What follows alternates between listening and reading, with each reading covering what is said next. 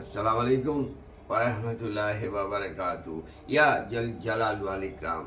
মুসলমানের চির শত্রু হলো ইয়াহুদি এবং মুশরিকরা। ইয়াহুদিদের একটা টার্গেট আছে, সেটা লাল গরু।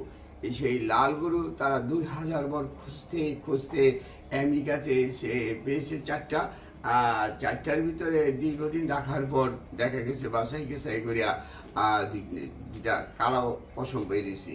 তারপরে তারা কিছুদিন আগে একটা লাল গরুকে এক পাহাড়ির উপরে এটা পড়াইছে। সেই সেই ছাই দিয়া কোনো ইহুদি মারা গেলে তাকে ওইটাকে ইউজ করা হয় এবং ওইটা পান করলে নাকি তারা শুদ্ধ হয়।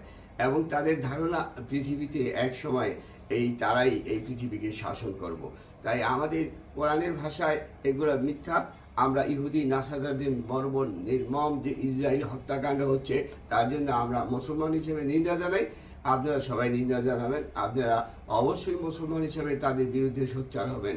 আল্লাহর দুশমন ইহুদি এবং মুশরিক। আসসালামু আলাইকুম ওয়া রাহমাতুল্লাহি ওয়া বারাকাতুহু।